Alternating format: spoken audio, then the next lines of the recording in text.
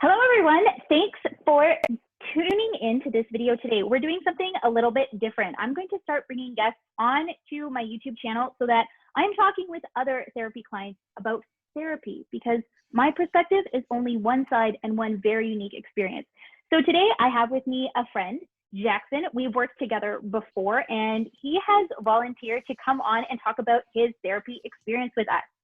So a little bit about Jackson. He's a Canadian comedian and a filmmaker who has been featured on Amazon Prime Video, Just for Laughs, and he has a show in the works with CBC right now that is going to be aired in March. If you want to check out more of what he does, make sure you search Trophy Husbands. I'll also link down below to it in the description so that you can check them out. Jackson, thanks so much for being here today. Hey, thank you, Caylyn. Happy to be here. I'm a fan of your channel and stuff, so really excited to be here. Thank you. Thank you. So I want to start right away with what led you to therapy. How did you either discover therapy for the first time or end up going? Well, I was feeling a lot of pressure I got a new job. I was going through a lifestyle change, sort of new experiences, new feelings, a sense of achievement mixed with a sense of sort of new responsibility in my life, and it was a bit overwhelming. And I didn't totally pick up on that at first. I thought I was handling everything great, and I wasn't. And when I keyed into that I wasn't, I noticed that my brain's sort of reaction was to go numb, not allow me to get too high, too low. And once I caught on to that feeling, it was sort of a really helpless feeling that it didn't feel like I was in charge of my life. Like I wasn't, my life was just sort of happening around me, and I didn't feel in touch with myself. I didn't feel like I was putting my best foot forward in any sense. And, being an artist and you want to be in touch with your feelings. And luckily, a lot of my friends are artists too, and they have experience in therapy, and we're fairly open with, how we feel from day to day. And so I brought it up with a couple of my friends. They suggested therapy. And I went through a referral site. I spoke to a few people before I chose the woman that I'm with now, and I couldn't be happier. So what drove me there was just a feeling of really not feeling like myself and not feeling in control of my life. And yeah, just having friends who are smart enough to recognize that therapy might have been a great choice, and they were right. Mm-hmm. It sounds like you had a lot of self-awareness about like what was going on with you and in your life, but just didn't really know where to kind of direct that new self-awareness. So I'm really glad that you have friends that could kind of help you out with that. And you kind of alluded to my next question, which is, how did you find a therapist? So when you talk about referrals, was it referrals from friends, referrals from your family doctor?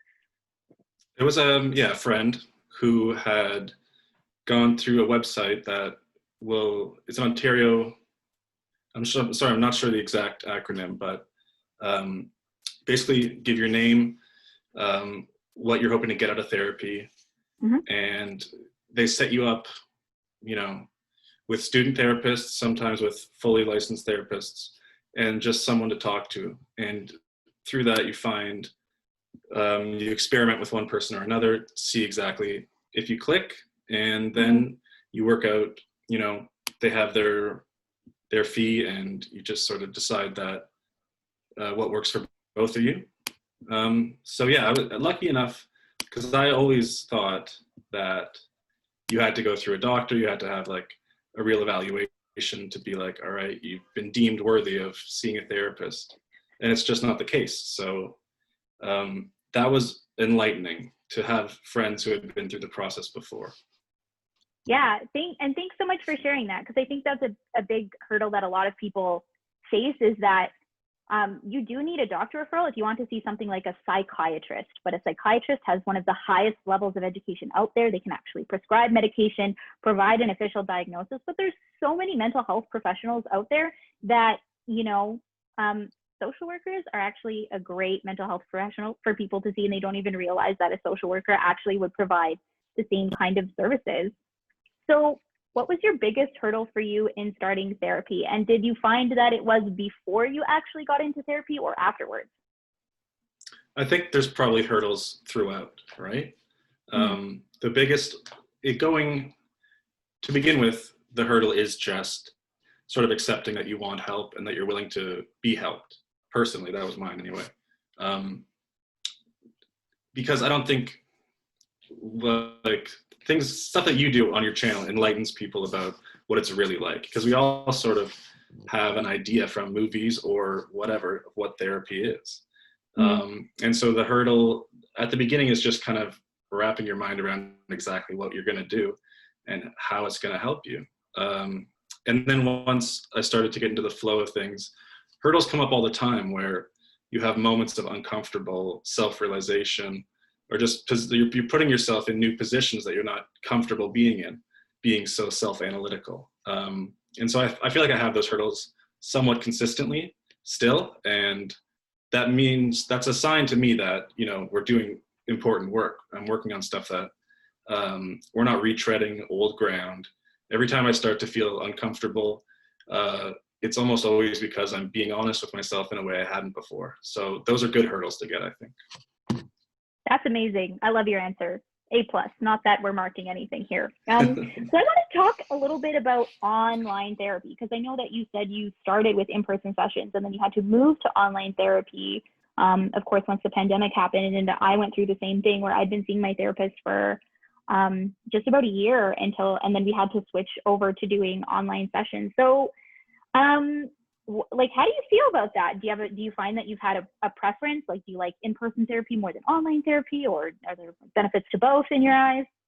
Yeah, I'd say there's pros and cons to both. One of the big pros of online stuff is just, you know, no travel time, because it sounds like maybe not a big deal, but it can be for someone like myself who works from home and stuff.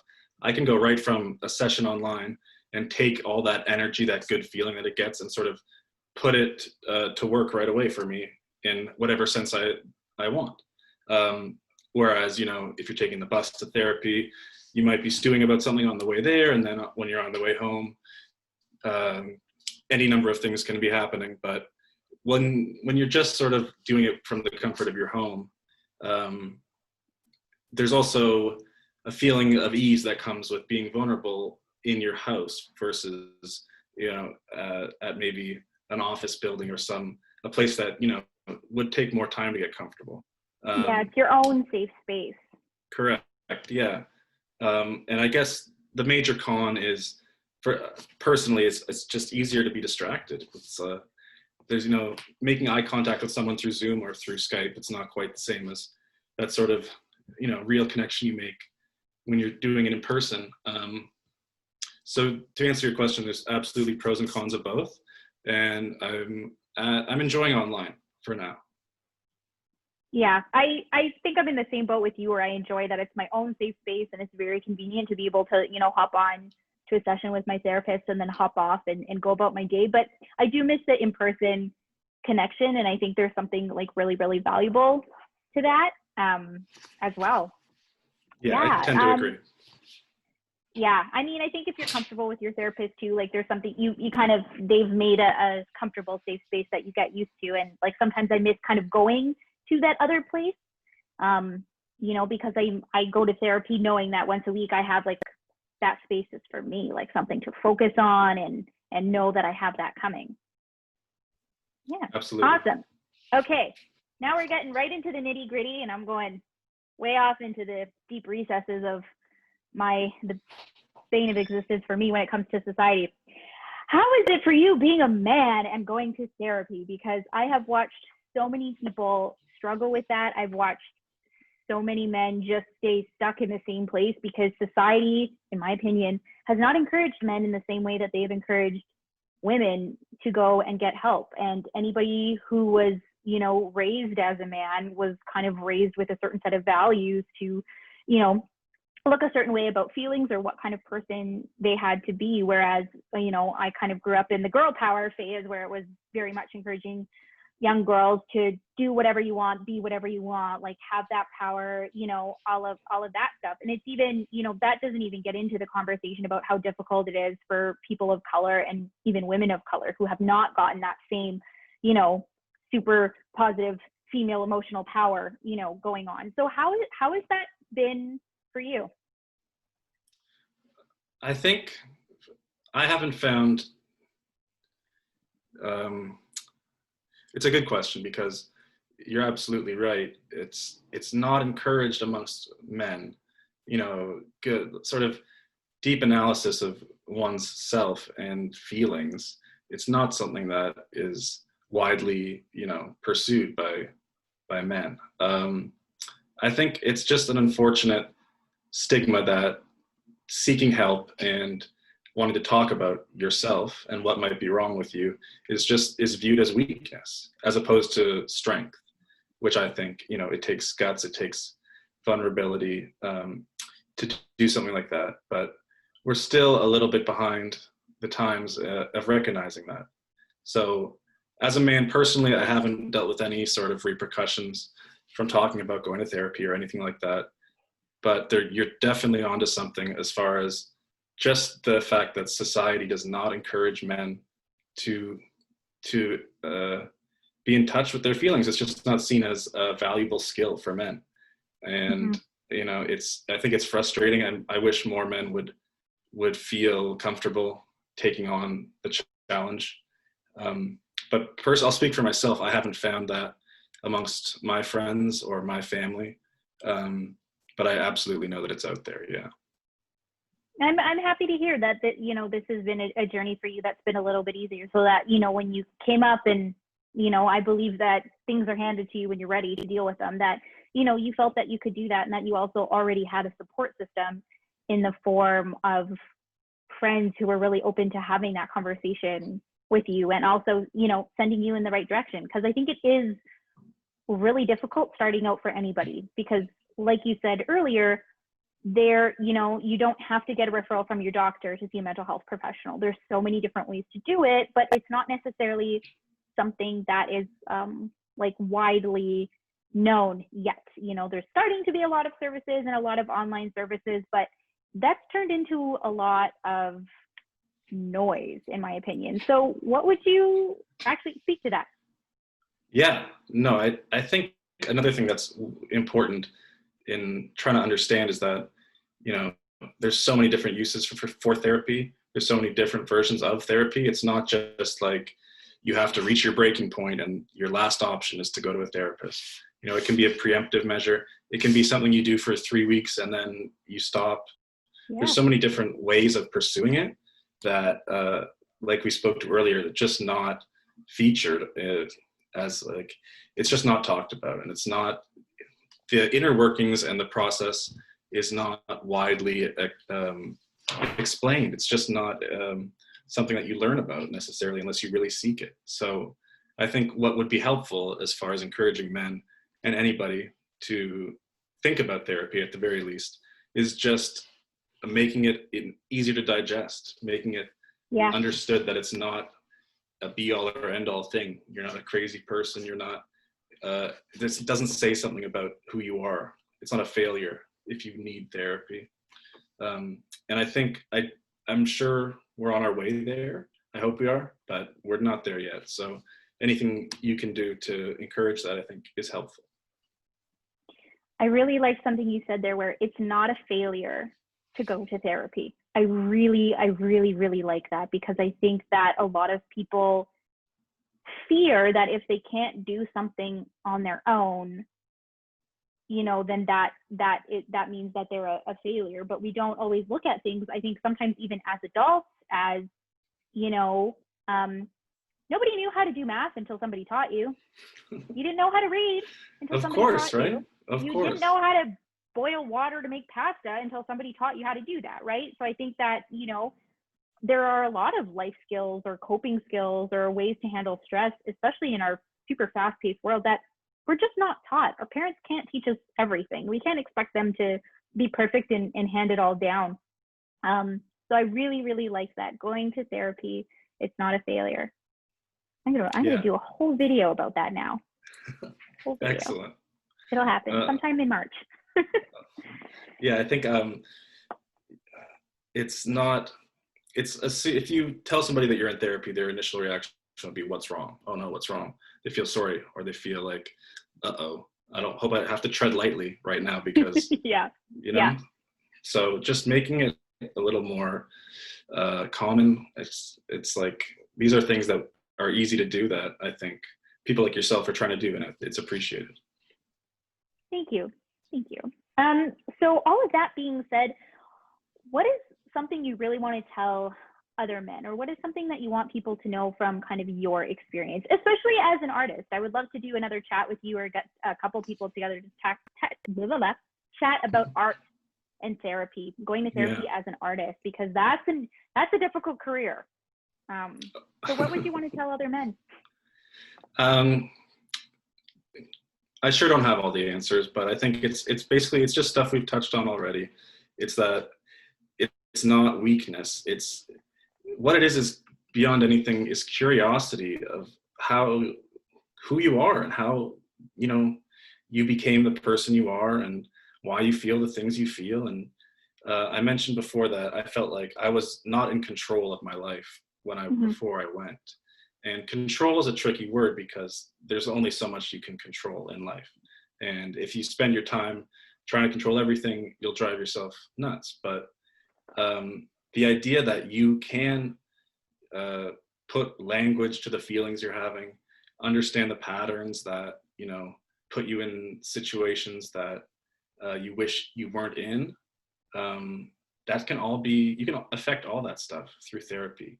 You can truly improve your day-to-day life and understand, you know, things about yourself you've thought were just sort of up to the universe, maybe, I don't know, but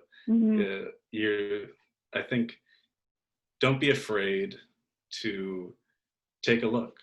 And it's not for everybody, we know that, but I think it's for more people than maybe understand that at the moment. So just don't be afraid, I guess, is the big key. Thank you for sharing that. So I have a follow-up question, but I'm gonna preempt it a little bit because there's a little bit of a story behind this question for me. Sure. I'm a really big fan of Brene Brown. She got her PhD in social work. A lot of people do know who she is, and she's done her studies for the last 20 years have been on shame and vulnerability. She's been doing studies and research on leadership for the last 10 years. Now, there was a story that she told in one of her books about how, you know, she was doing a lot of research and kind of felt weird doing research on men because she knew that she didn't really understand. So at first it was like, okay, like how do we lean into that and start working on like how, you know, our patriarchy has, you know, kind of kicked men out of the ability to be vulnerable because of our society and stuff like that. And one day she realized as she was driving and thinking about all of this research was that, you know, her husband had come to her one day just really not feeling great, and he was being vulnerable and sharing her feelings, and the first thought in her head was, God, get your shit together. And in that moment she was like, I am the patriarchy. I just enforced the patriarchy. I backed it up. So what would you want to tell the partners of men? What would you want to tell, you know, the women in a man's life, or, you know, the partner to a man who is going to therapy and who is doing his best to, like, you know, be vulnerable and challenge some of that stigma and learn about himself? What would you want to tell the partners of men? Just to be open and to accept the challenge themselves. You know, gender roles is something that's being redefined all the time now. And while part of it is, the debate is nature versus nurture. Like, would I have felt that way no matter what? Or is it something I've been trained to feel?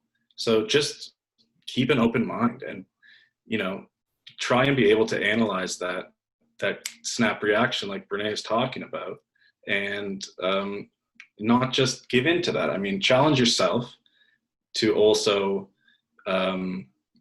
take on, or to be open to new ideas as well, because your partner is taking risks, your partner is being vulnerable, and if you maintain a sort of judgmental attitude towards that, then it's going to hinder their improvement as well.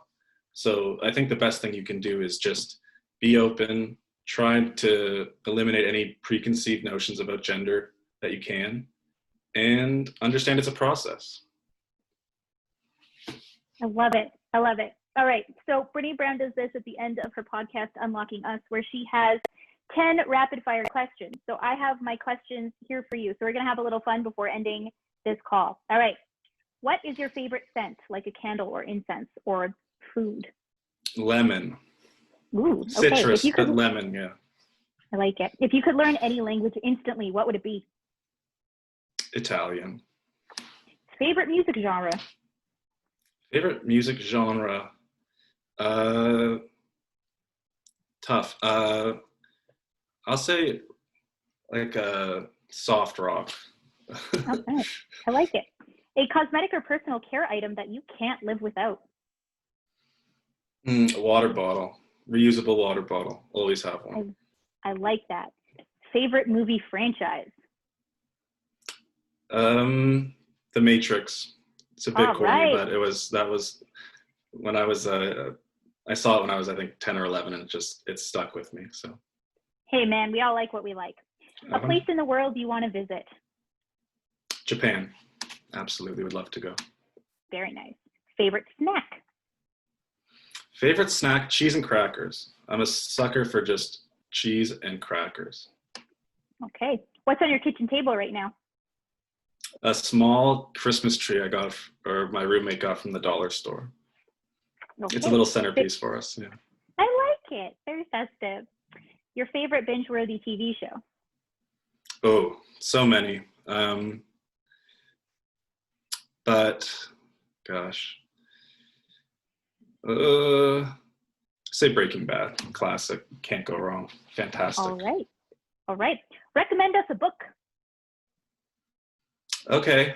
Well, I'm a comedian, so I love to read biographies of other comedians and artists, and one that I just wrapped up is Jon Stewart's autobiography. So it applies very much to my life, but it's also just a great read for anybody who's interested in sort of the man's journey. So check out Jon Stewart's autobiography. I love it. If you haven't read Billy Crystal's Still Foolin' 'Em, that is an excellent autobiography. All right, bonus 11th question. One thing about therapy that is a must share, and this will be the last word from us today. A must share is just the feeling you get after a good therapy session. I've heard you talk about it, but I don't think a lot of people do. It's a physical feeling. You feel light and you feel like you can really take on the world. It's almost like a high. So just know that it's not all, deep digging and hard confronting of feelings. You really do get some real joy out of it, and that can manifest itself physically, which is pretty cool. Amazing. Jackson, thank you so much for taking the time today to talk with me, to appear on my YouTube channel. My pleasure. Thanks for having me, Caylyn. You're very welcome.